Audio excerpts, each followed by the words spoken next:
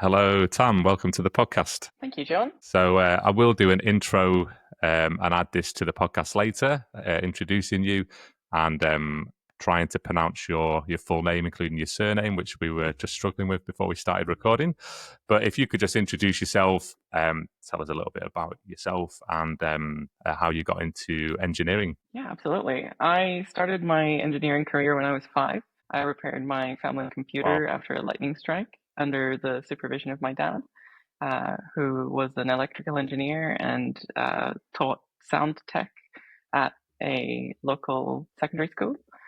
And then I started using Photoshop when I was 6, started writing code when I was about 12. Um, your typical MySpace page type HTML, CSS, JavaScript. Um, Started making websites for other people around 14, 15. Then together with a business partner, I built my own CMS that we started selling to customers when I was 18. And then I decided to just get straight into having full-time jobs after my business partner went to university. Yeah. Okay. So, originally from Sweden Yeah. and moved over to Germany. For a bit, I got a very interesting job offer from a place that's the German equivalent of Osbargen, that you might be familiar with in Australia, a deal hunter community called My Deals, or Pepper.com, that is just a really cool place to work that has a fantastic member community.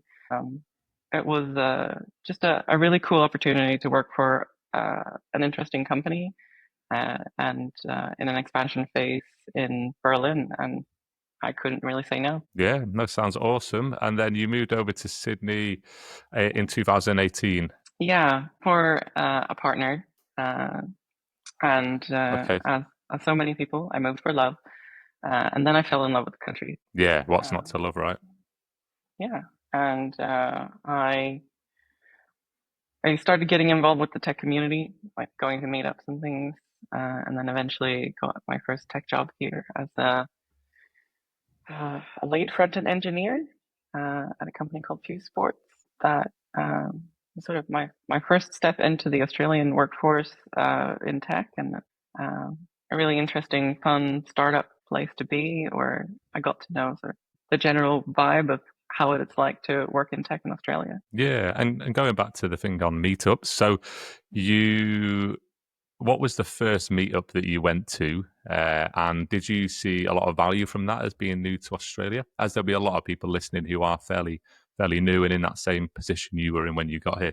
Yeah, I can't remember if it was JS or Vucid. That was my first meetup, but um, one of those that just talked a lot about fun things that people have been learning, and finding ways to share their knowledge or just have banters about um, what's the latest in new tech things in the front end world. And like getting to know people through these events was just a really fun way to get to know what it's like to work in Sydney. It is clearly a space that is used for people to create networks, but it's also just a really great and wholesome experience, just getting to know people within the industry and find other people's journeys, and get inspired for like what you could potentially end up working with in the tech industry. Like there are so many people from different types of companies that come and present at meetups like these, that just it just gives you a very broad idea of where you could be 5, 10 years from now. Yeah, and did you attend those on your own, or did you have anyone to go with in the beginning? First, I was just going on my own and finding the community there. But with that first company, we actually hosted UCID, and like went as a group at a couple of the views. It was great to go like as a group, but just diving straight into it as an individual is like there's no harm in that. I've also seen people show up at their first event, like those events, and give a talk, like a 10-minute little thing about something cool that they built recently, and that's the first time that they show up, and they are always welcomed wholeheartedly by the community. And, Yeah. yeah, Yeah, it's always intimidating, I think, attending meetups on your own if you don't know anyone. But it's definitely the best way always. to go about it, I think, because I've been to meetups on my own. I've been to meetups with other people. I remember my first meetup actually was a React.js meetup at Domain's office in Piermont, and I went on my own, and I was like, what do I do? You know, it's full of developers. I'm a recruiter, so that's the first thing that was like, oh, you know, how I need to speak with people. Eventually, I did bump into some people that I'd spoken to on the phone, or that I'd, you know, done a Google Meet with, or something like that. So that opened it up a little bit. And I do remember vividly a guy called Vapehav doing a talk about, it was when Vue.js was fairly new, and he was explaining what it was and the concept. And the analogy that stuck with me, you know, someone, a front end specialist like yourself, might be able to either confirm this or not, but he said Vue.js is, if think of it as if React and Angular had a baby. Yeah, it's a good way to put So, it. so for someone like myself who's not technical, and was sat in there like a lot of things going over his head, that stuck. That was 8-9 years ago. Yeah. I think that's part of what's really good about that meetup culture, right? Like it's about like a lot of that getting people familiar with things and getting people familiar with each other.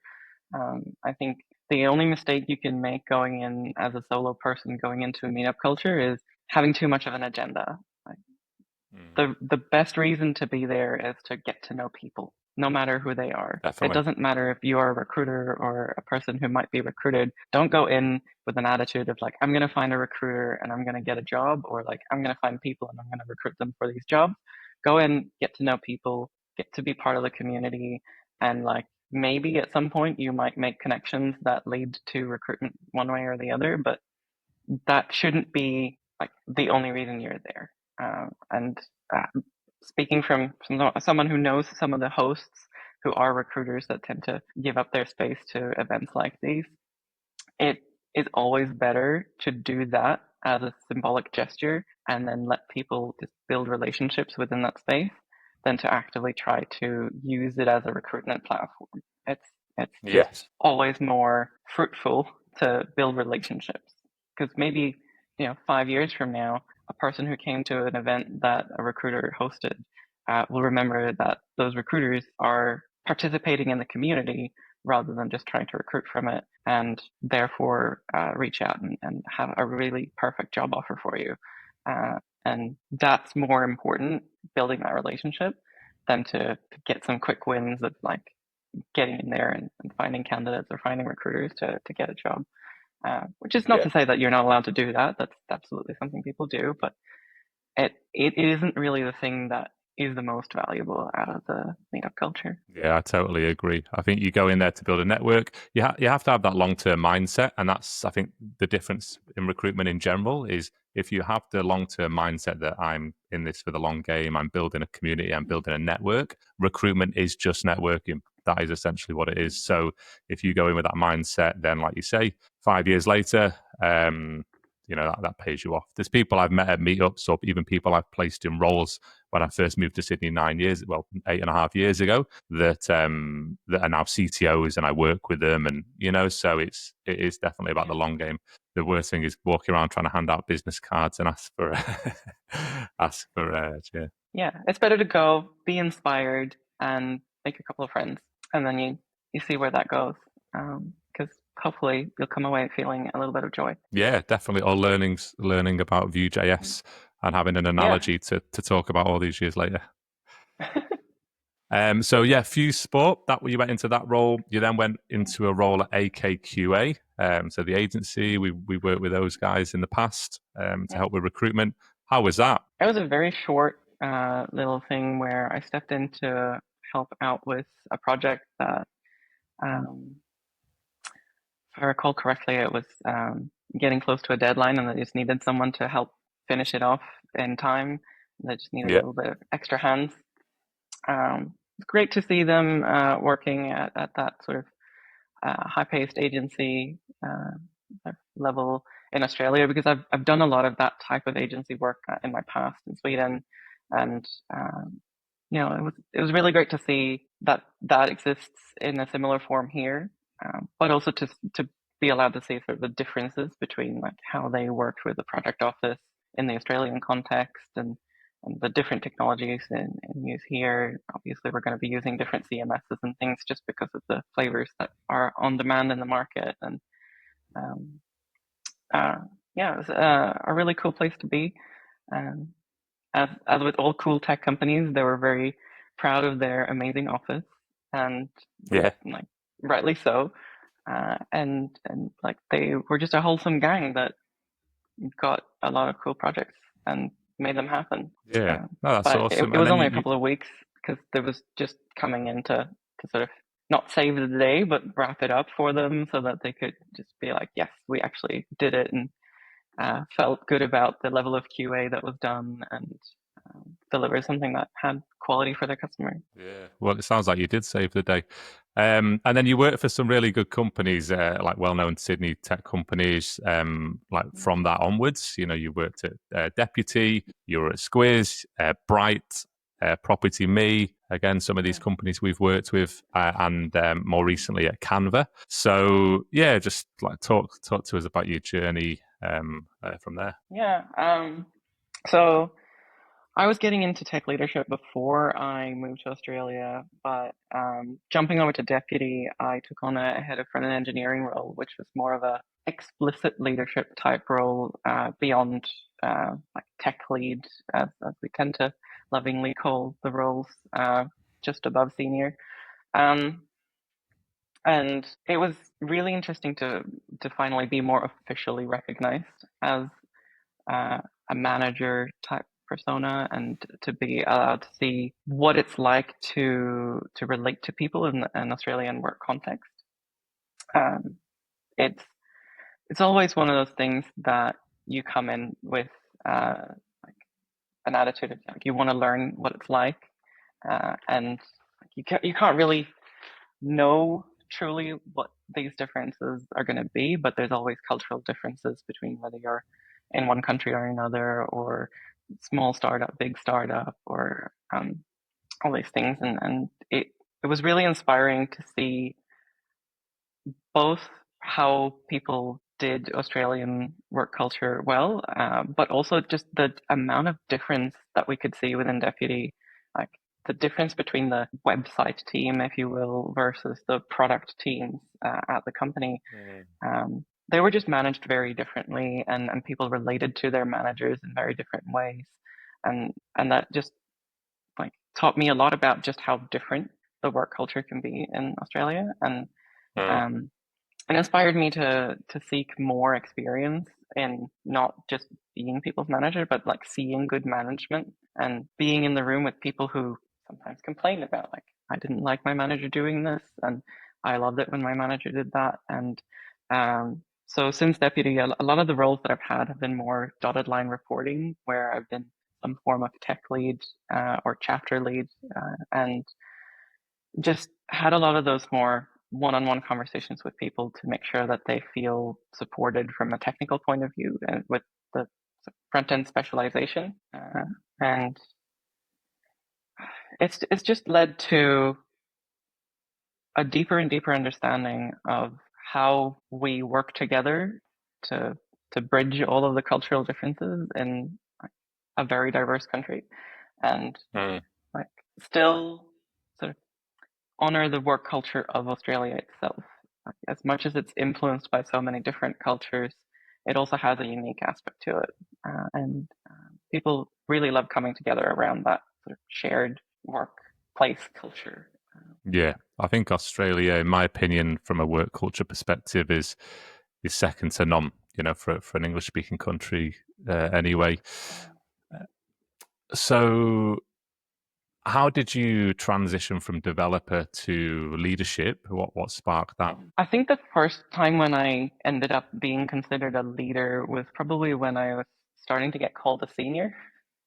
Uh, I kept hearing at a company, this is like 2012, oh, but you're the senior front end engineer here, or developer, as everyone calls it in Sweden. And at some point I took on an intern who was absolutely lovely, and in like 2-3 months we went from having her just start off from a TAFE equivalent course to uh, hiring her as a junior developer, because I mentored her and like guided her in like delivering some intern level contributions to some projects that then led to bigger contributions. And um, people kept saying like, you're a senior, you're a senior, you're a senior.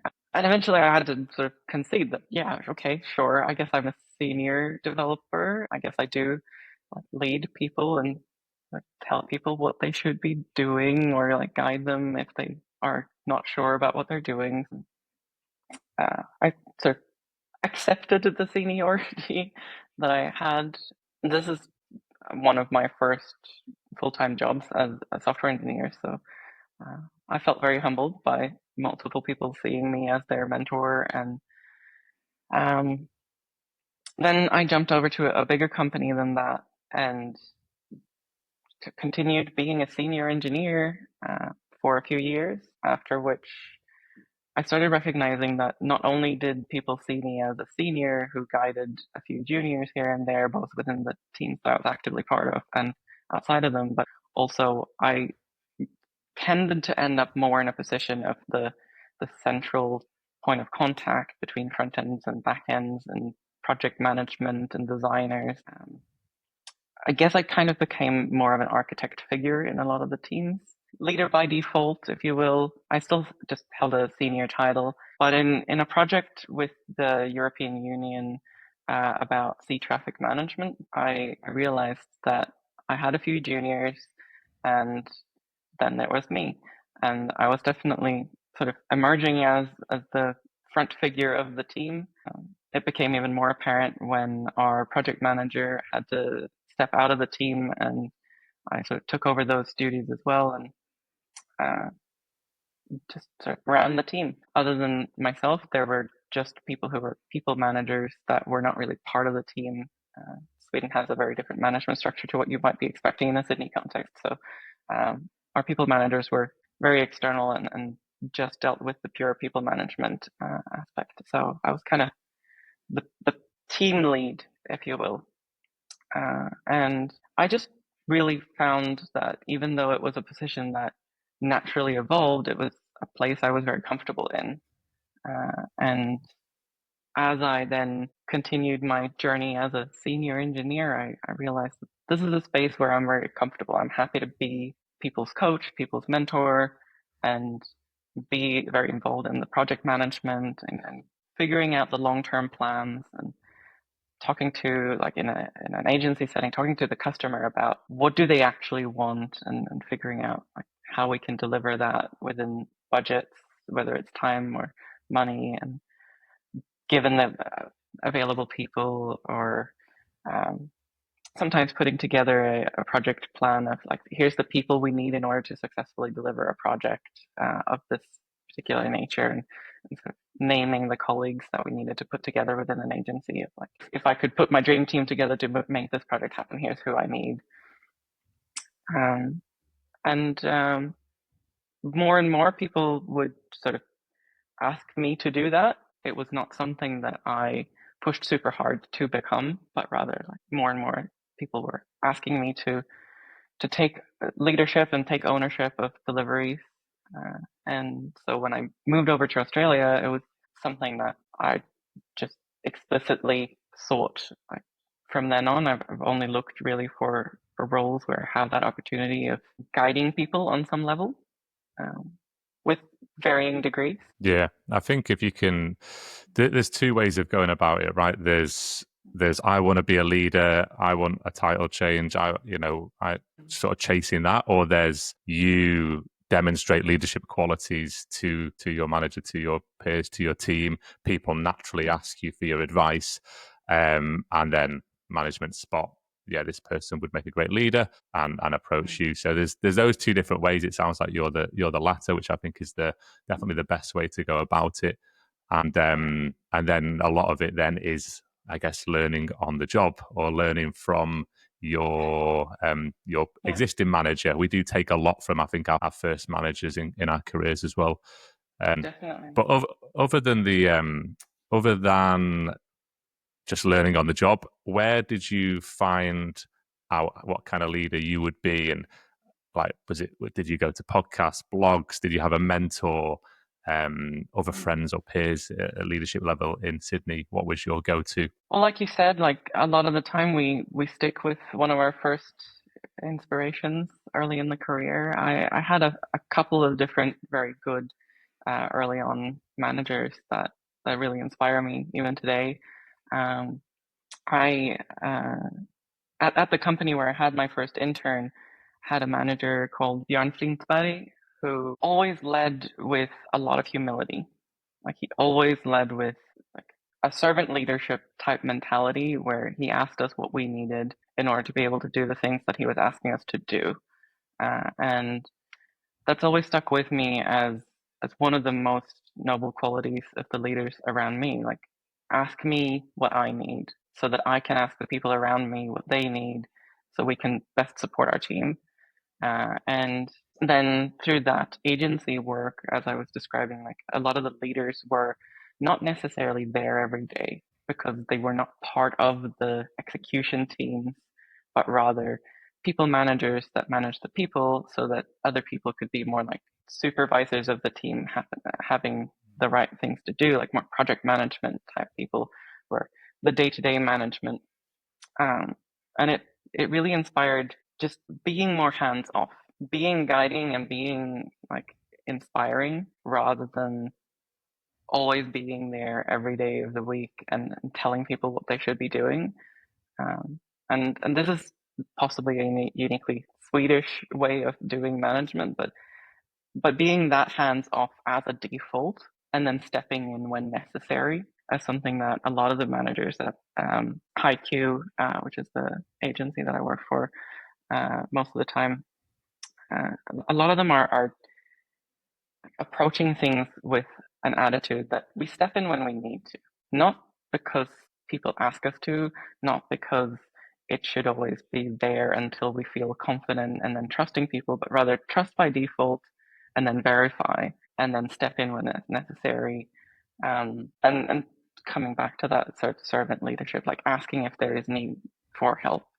And that can come in various forms, like whether whether you want educational help, like do you want to learn more about what's the difference between Vue and Angular and React, or do you want to learn more about how you can become a more senior engineer, um, or do you just want to continue doing what you're doing and asking those questions actively as a leader rather than just going in and saying like I need you to do this, I need you to do this, I need you to do this. Um, it's it's a lot of those like fundamental things that were set early on that still inspire me to this day. Um, I'm glad to say that I've seen a lot of that type of leadership in Australia as well. But like, not every manager is going to be the same, and we're always going to evaluate everyone based on like that baseline that we set for ourselves early on. If we have a really bad manager at the start, hopefully most of the time people just shine compared to a low watermark. But when you have these types of leaders like Björn and Linus and Daniel that were my early on managers, like we're gonna set a really high bar of like kind and like proactive leadership that inspires people to like, do really good things and feel like they have responsibilities within freedom. So Yeah, we yeah, have it really does we stick with you. Yeah, definitely. Like those early managers definitely stick with you. And going for our career, we have various different managers, don't we? And some we would consider good, and some we would consider bad. To our own evaluation. But we learn from both. We obviously learn what we do want to, what type of person we do want to be and don't want to be. And even in companies where you have a bad manager, then there like might be someone who's still senior to you or a peer, but just as like this person has the attributes that make them a leader, and you pick up things from them as well. So it's all definitely learning. But yeah, I was just curious to see where you got a lot of that information from when you became a leader. Yeah, and With the we learn a lot from the bad leaders as well. yeah. I think some of the best bad leaders that I've seen have not been the people who I've managed myself, but rather people who I've actively been like able to observe in not Mm. so great leadership with regards to someone else where they have changed. Like the most inspiring bad leaders are the bad leaders who stop being bad leaders. Like I've actively been uh, a fly on the wall, shall we say, in regards to someone who I've coached who had a manager who did something that wasn't ideal, and then seen that manager grow and like not necessarily apologize for mistakes, but rather fix it. And Mm. action speaks louder than words. And if you, Yeah. as someone who realized that maybe you didn't do the best job you could possibly have done as a bad manager, uh, you fix it and you proactively go forward and you make sure that from then on, for the next person, you do better, but also if you can even go as far as to like do better by the person that maybe you didn't show up for with your best self. Like if you can fix that, that is always really, really inspiring Yeah. because One that's hundred what we want to percent. do, right? Like always get better. Oh, yeah, get better, be better. It's always learning. We're human, aren't we? We're not going to get things right every time. But as you mentioned, if you make a mistake, having some awareness, trying to fix it, and try not to make it happen again. If we're repeating the same things over and over again, then we're probably not learning. So it's not ideal. Yeah, But and then maybe it's time to move on if that leader isn't growing and adapting as well. absolutely. How do you balance technical innovation with well-being in high-pressure environments? Or how have you done that throughout your career? So I I think it's a matter of how you can leverage one towards the other. And like in finding the balance, it's about how do you leverage making sure that people have like the right support and like get team well-being in order to deliver on high pressure projects. And how can you leverage like big goals in order to foster good team like, wellness aspects. If you have a really like inspiring goal, it can like get people together and find resilience in the face of a cool, inspiring goal. So you can really get like a lot of team bonding, even from a goal that is really high pressure and really difficult to achieve. Like some of the projects that I've done for agencies have always been really short deadlines and like you have something that just has to happen by a certain date because the customer wants it, and if you're not going to do it, you're not going to get paid, and so you have to come together and build a really close knit team that can reach the goal, and that's something that you can leverage. Like it's not just about creating a balance where you don't do it so that you have a bit of peace, but it's also about finding that like spirit of like we as a team we can do it. Here's how we can make sure that it happens. Like whether we change the plan so that we do something slightly different to how we would have maybe ideally done it, maybe cut some corners in order to reach a deadline, or we could take on an extra person to make it happen, or try to like change the criteria of what it is that we're trying to deliver so that we can hit the deadline and find those inspiring ways that we can work together to get the goal delivered. And then you can just feel like, wow, we accomplished something that we didn't think was possible and other people didn't think was possible, and we did deliver it.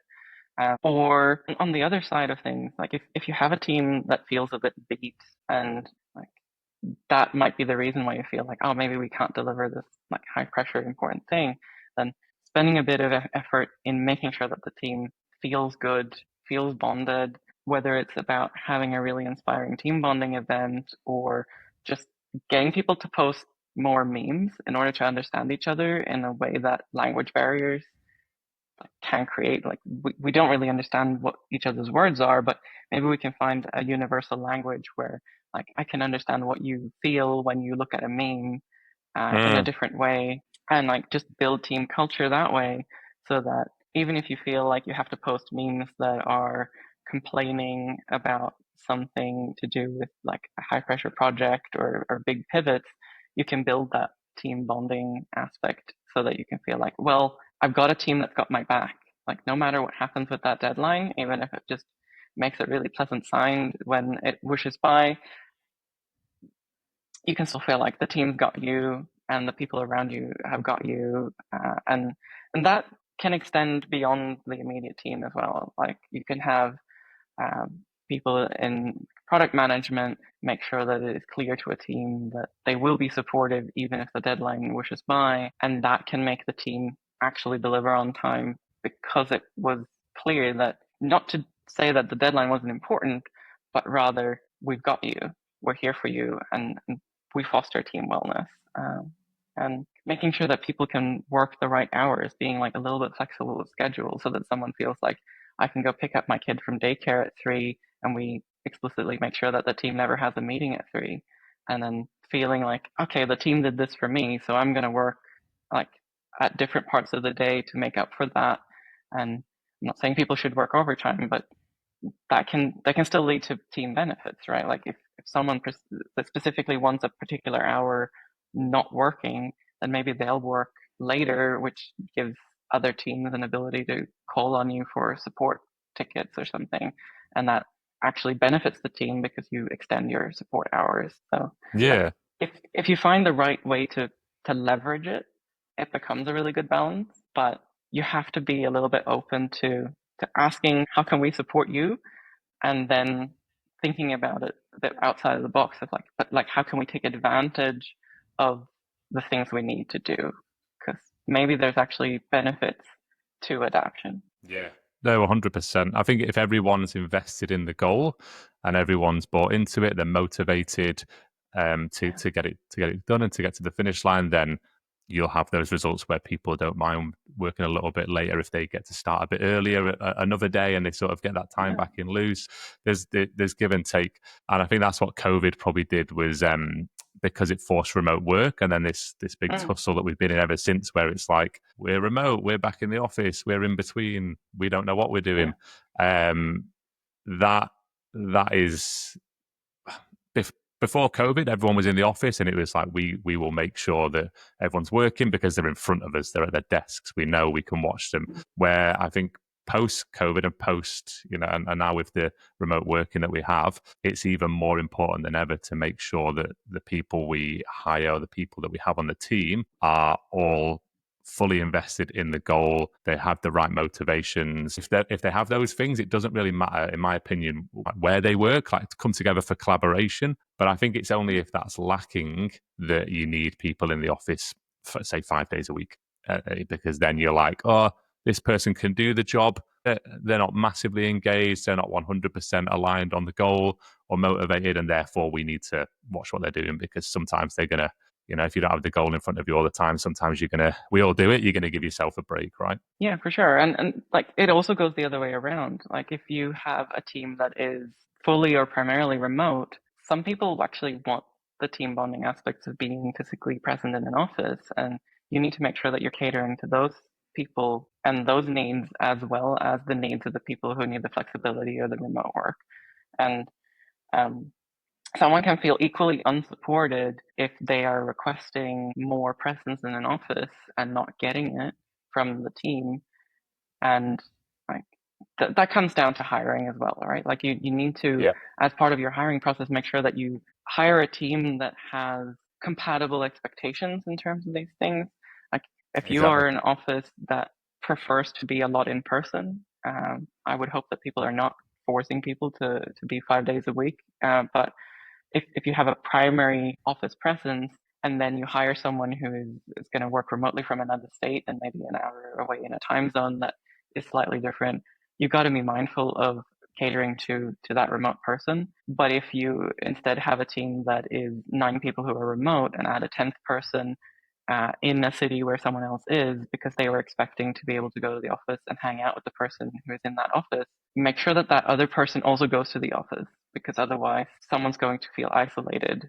And something that stood out to me in my history that sort of exemplifies how something can kind of flip 180 degrees in this is like we discuss a lot about like diversity and talking about how someone can end up feeling a little isolated if they're the first woman or not a man who joins an engineering team, because it's still very common in our industry that you have a team of all men, and then you have one woman join in the team, and that person might feel like, I'm not really getting the social aspects that I would expect from having a diverse team, and it just creates this significant imbalance. But I actually experienced the polar opposite of this, where in that team that I referred to as the European Union project for sea traffic management, we ended up being all women, and then we had a man join our team, uh,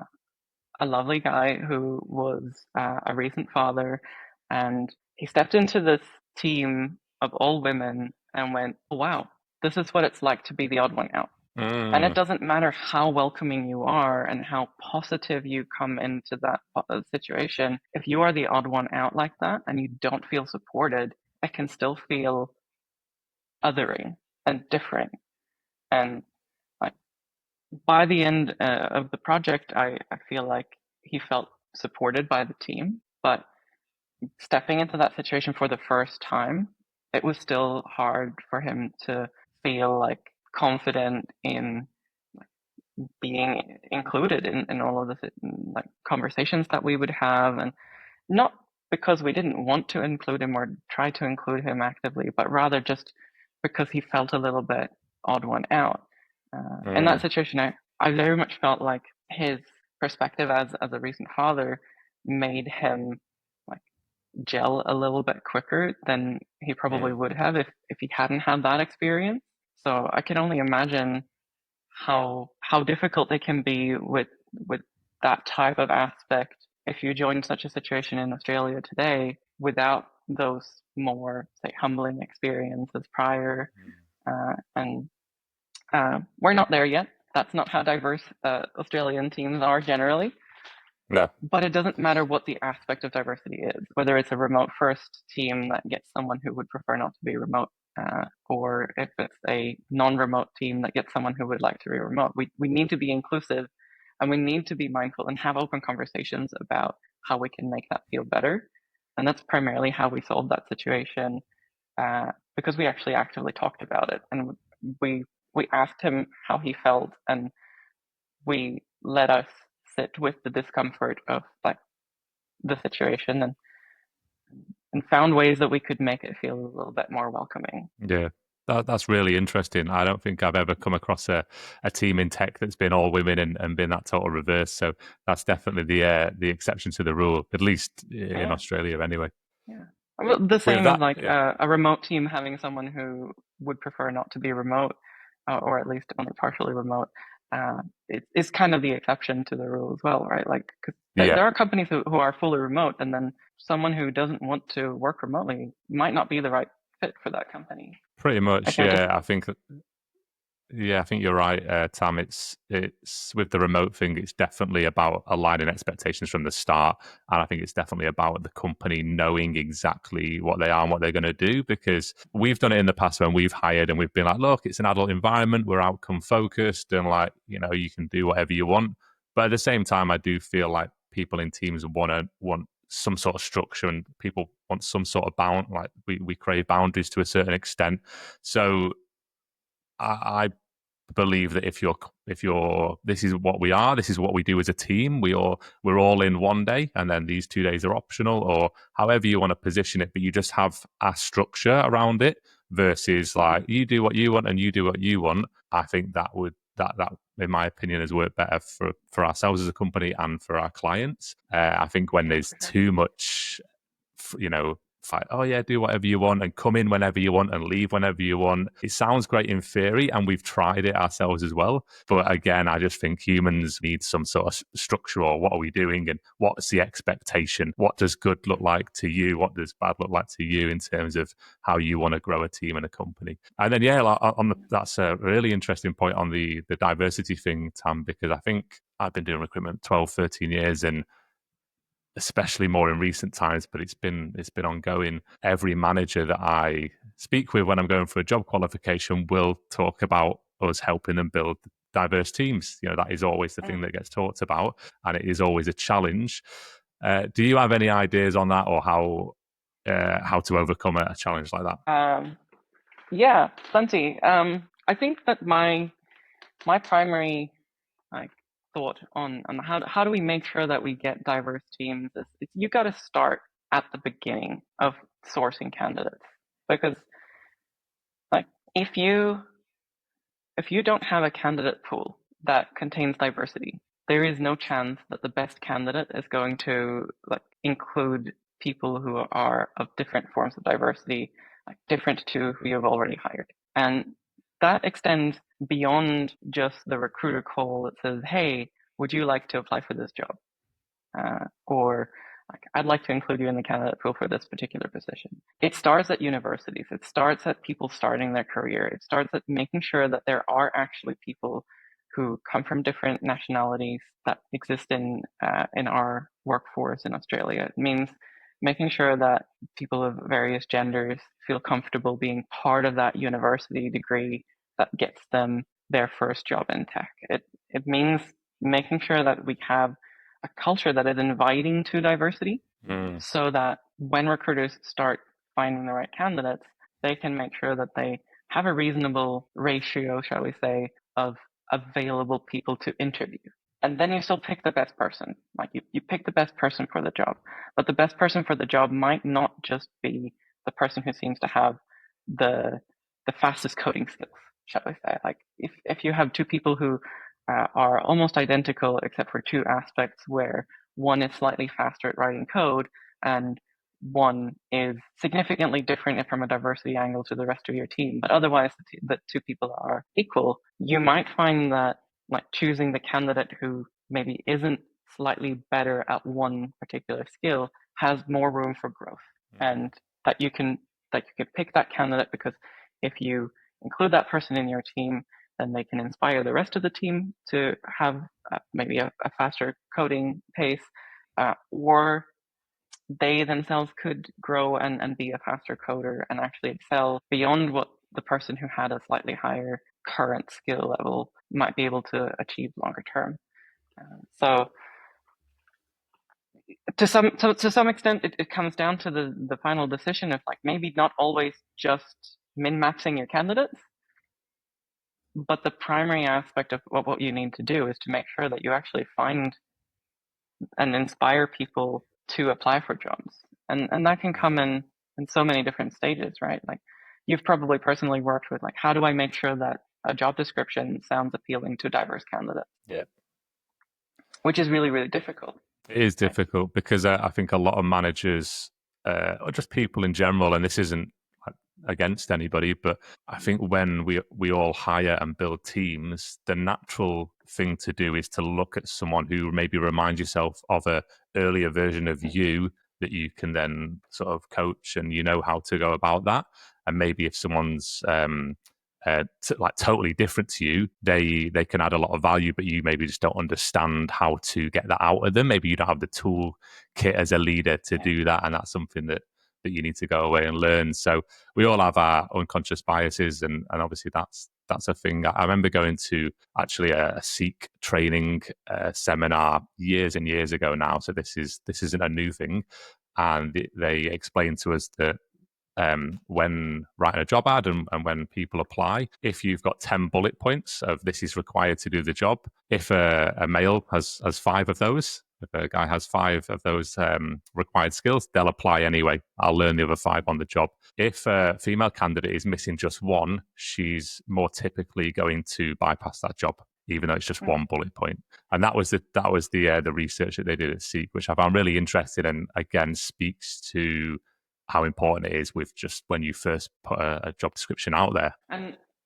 that's like a statistic that is very significant. And I think that it's very important that we don't get too stuck on like literally just reading that and saying like, okay, well, we should maybe reduce our bullet points, right? Like it's about seeing just how important a simple aspect of a job description can be, like the number of bullet points. Because writing a job description that is directed at me is not going to be the right job description to target you. And we need to make sure that we're not biasing the candidate pool by writing the job description for ourselves. Because if we keep writing the job descriptions that are only copies of me, we'll never get diversity, and we'll never find people who think different to us to inspire us. Like there's so much value in having people who are not the same as us to give us inspiration to think differently.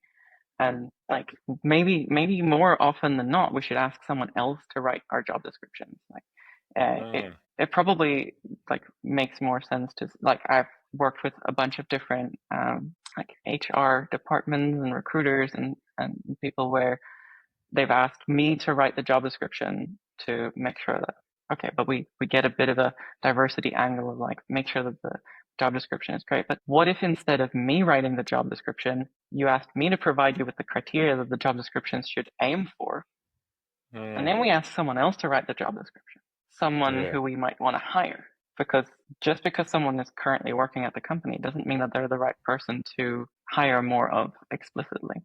And Very maybe true. like having the number of bullet points reduced so that we get to the really important parts, that would make a difference. But if you think about other angles of diversity, like neuro inclusion, for example, just having a lot of boilerplate text, like a company description that is just not interesting, and every time that you read an ad from that same company, you see the same text over and over again. That is like 3 paragraphs of text before you get to those important bullet points that are actually useful. You're going to stop reading them because they're Yeah. almost identical. And maybe that is a problem for a different form of diversity because it just makes people not actually read the text. Um, and like, there's going to be so many things like that that we could fix, but we have to ask questions rather than tell people how to fix it. Because I'm not Yeah. saying you should change that, but rather we should consider whether that is actually a useful aspect of a job ad. Yeah, well, job ads have got a lot to answer for. There's a lot of bad job ads out there. There's a lot of generic job ads Mm. out there as well. So that's a whole other problem. And then with AI, um, like you mentioned, you could have a criteria and put it into AI, but then if everybody's doing that, are the AI job ads then becoming the new generic? There's a lot of challenges there. I've always tried to write ads or write content for putting a job out on a message or anything like that. I was always taught like less is more with that. So as much you want to try and Yeah. say as much as possible with the fewest amount of words possible is how I was always taught, and I still try to do that. People don't want to read loads of text, right? They just want give me as much as you can with as little words as possible, essentially. But what are your thoughts on AI and using AI for things like job ads as well? I think it's really interesting and it's something that I'm looking into to understand it more. Um, it definitely feels like there's an opportunity to use it to make like both job hunting and recruiting a better process. But if if all we do is to generate every job description using an AI, then what's stopping a candidate from no longer reading any of them? And at what point does it become almost meaningless to have it? If you write me an AI generated description of what it is, that is super inspiring, but I don't read it because I ask an AI to read it for me and tell me what the job is actually about, then who's reading the job ad? What's the value? Yeah, and on the flip of that, then as someone applying to a job, could I then just copy that job description into AI and copy my CV into AI and say, tailor this to make it sound the best and to match this job description, send, and everyone's just sort of, it's a little bit like the content on LinkedIn. There's a lot of AI used to generate content and comments going on. It's almost like the AI is almost talking to each other, talking to each other already. So yeah, there's Yeah. definitely where do you draw the line, and how do you use AI without losing the sort of human touch and the human interaction? So, like, just a solid opinion of mine is that you need to treat like AI usage within this type of space the same way that you would treat someone who's helping you with career advice. Like if you're writing a CV purely using AI without using your own words and making sure that it is your CV where you're portraying yourself, then it is as if you ask someone else to write your CV. Like if you go to a career advisor and they give you advice about how to write your CV to get the best possible version of your CV, that is advice. They're telling you how you can optimize your CV. And you could do the same thing with AI. You can hopefully get it to, be a very advanced form of spell check. The classic mistake of having a spelling error on your CV that gets you thrown out of a candidate pool is something of a meme at this point, I think. But if that's what AI does for you to make sure that you are actually putting your best foot forward, that could be useful. And the same thing goes for the company. Like if you use AI to analyze your job ads, to ask, like, if you think about this from the perspective of a female and a male potential candidate, how do you perceive this job ad, and help you analyze that, that might get you to think about the right questions. But the smart way to use the AI there is, what questions would you ask based on this job ad as a candidate of different forms of diversity? Like, what would you ask yourself before applying to this job? Or like what considerations might bubble up in your mind, instead of just saying like, is this good? Because you can't ask an LLM, is this job ad good based on being a candidate of this nature, because it doesn't have the human emotion attached to it. It might be able to analyze it from a perspective of like what questions to ask to see if you can build the empathy of the candidate, but you have to use it as a tool. You have to use it like the career advisor who asks you the right questions so that you can figure out, what do you want to be when you grow up? How do you want your job ad to be perceived by people? And how might people perceive it if you think about it from a different perspective? And how might your CV come across if I am an executive reading it over a cup of coffee in the morning because I don't have time while I'm also in my Uber on my way to work? If that is a prompt you give to AI to analyze your CV, you're going to get a very different input on how you can optimize your CV compared to like giving it a job ad and giving it all of your information and saying, like, how can I cater to this job ad? And you're going to get a very different result.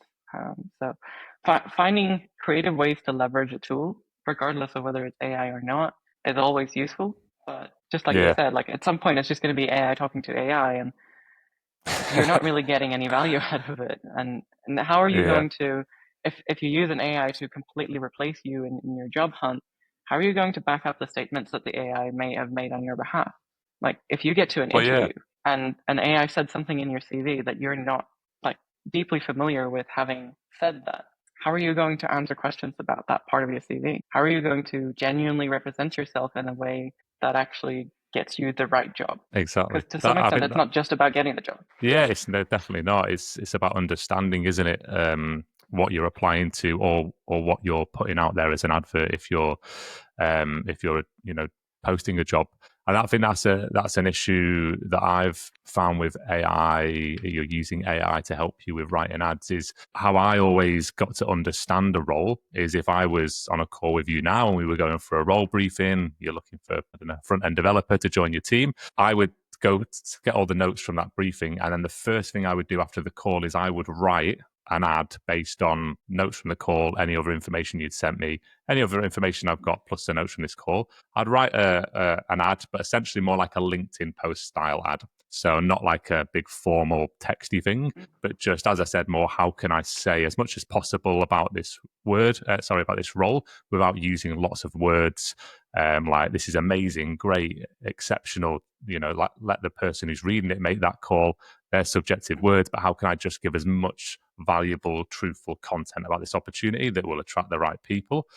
And as I go through that process, I understand more about what you're looking for as a client. The same way as if you're trying to learn something, did you ever used to, write it out on a notepad and sort of help it stick in your brain? Not sure if that's how you learn, but that's how I did, and it was the same way. By writing that ad, I would then get an even deeper understanding of what you're looking for, being imprinted in my brain, and when I'm speaking with people, I can articulate it a lot better versus using a note taker copying those notes into AI with whatever job description you've sent me that may or may not have been written with the help of AI, and then going, write me a job ad, posting it and not looking at it again and just waiting for people to come back, and then missing that opportunity to learn. Yeah, exactly. Like that's kind of one of the main things that's like happening right now. Like we're missing some of those like possible value points where like just the physical act of writing something down might make a difference. And if we're just sort of skipping steps without being mindful and thinking about like what value we were getting out of a particular aspect, we might shift something that maybe had more benefit without making the shift. And like AI is going to significantly change a lot of things, like those messages that recruiters send out. Like a classic thing that recruiters do who are trying to cold call people in the tech industry is they sort of try to obfuscate the company that they're trying to recruit for, so that you can't, as a candidate, bypass the recruiter because they need you to say yes to their exclusive deal with you in order to be able to recruit you to that particular company and represent you. But what if I told you that AI today can take a message like that and figure out what company it is accurately? Like, I'm not going to tell you how to do that, but you can take one of those cold call messages that is trying to sort of not say what company it is, but say sort of enough of the inspiring details about what type of company they are and like how big they are, and those like details about what kind of job that you might want to be inspired to apply through that particular recruiter. And by using the right type of thinking and reasoning model and the right type of research like agents, you can figure out what companies that it might apply to, or like hone it down to a single possible contender a lot of the time these days. And that's going to significantly change like what those messages are going to need to be like. They're going to need to like have a different selling tone. They're going to need to adapt to that, because otherwise the candidate is just going to copy the message, go to an AI, and bypass the recruiter. And do the you same thing's think going to happen. candidates are doing that at the moment? I would be very surprised if candidates are not already actively doing that. Yeah, okay.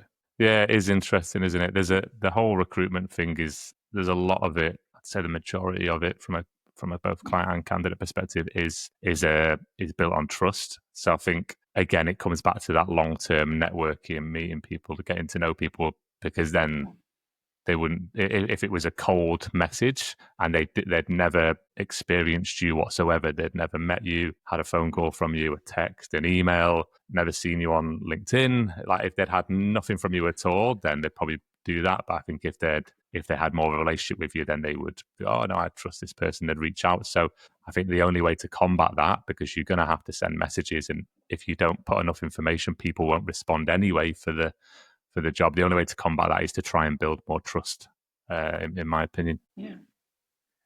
And that's kind of what it all comes down to, with like how we choose to use the tools that are available to us, regardless of whether it is an AI agent acting on your behalf as a recruiter, or acting on your behalf as a candidate, or in any other capacity, like skipping the notepad and just taking a transcript of something and giving you the notes, and then missing the physical act of writing it down. We're going to need to be mindful of how we use the tool and how we can get the maximum value out of it. Yeah, 100%.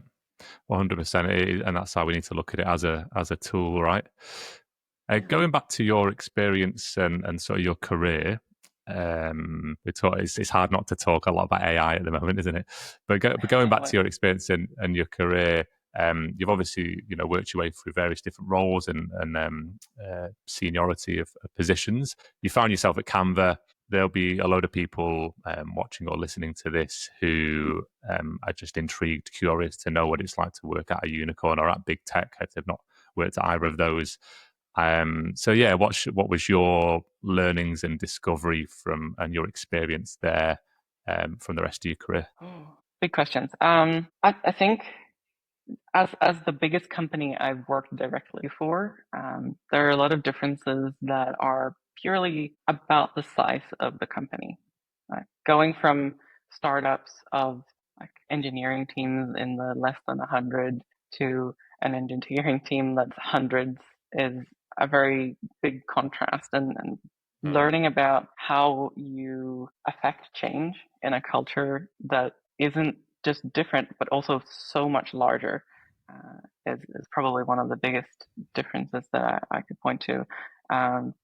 In order to get changes across in an organization that large, you don't just need to write brilliant code, but you need to convince people how brilliant it is. And that is a skill that is something that's really inspiring to see people grow with, but it can also be something that people didn't expect.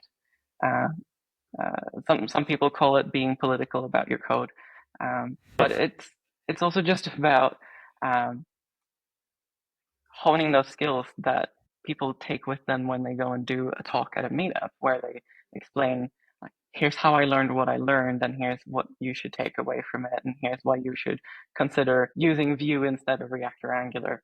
And as part of an organization as large as Canva, you need to be good at being an advocate for your own work, whether it's about a code change or about a particular feature aspect or something. You need to be an expert on the level that you can advocate for everything that you want to get done.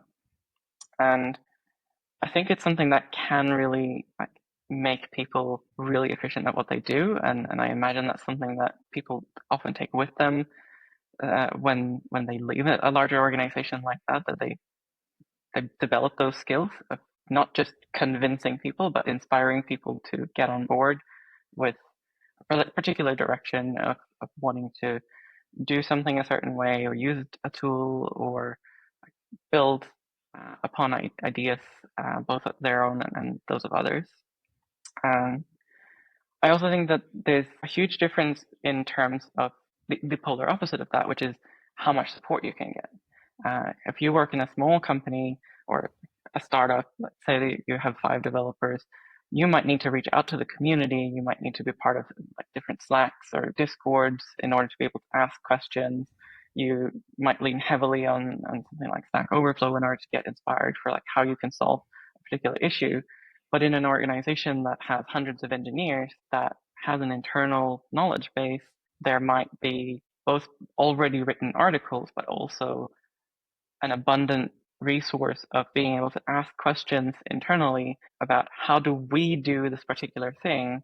And when you can have those more catered answers, when you can have someone actually explain in our code base, because of what you're trying to achieve, here's how you could do it to get it done really efficiently. And someone's already done something similar, so you can build up of their thing, and therefore um, it might not match your use case, but you can certainly take a lot of inspiration from this particular thing over here, and thereby, like, bypass a lot of the inventing the wheel aspects of things. And you don't have to read a Stack Overflow post and then kind of see how you can adapt that to your own particular use case, and then ship a prototype, but rather use someone else's example as the prototype, and then just go, okay, but here's the final thing.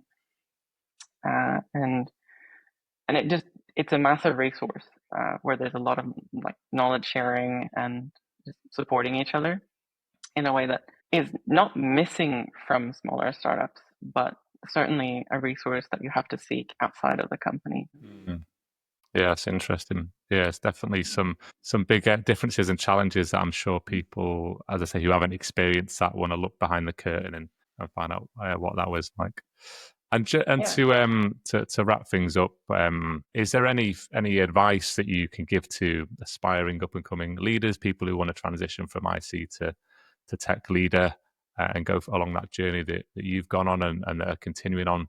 Is there any advice that you can give them, or things that you've learned along the way that stand out to you? Ask more questions. Like, always be asking more questions.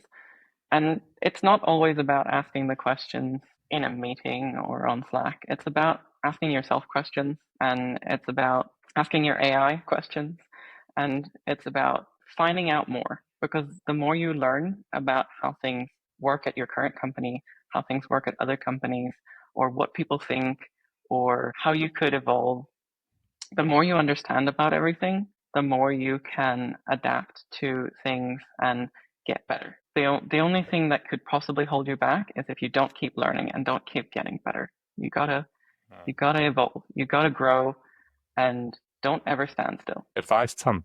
Thank you. There's definitely a part 2 in here somewhere. I can feel it, but that's all we've got time for today. Yes. But thanks for taking the time. Really enjoyed the conversation with you, and a great bit of advice to end the pod on. Thanks, Tamm. Thank you, John. That was very lovely.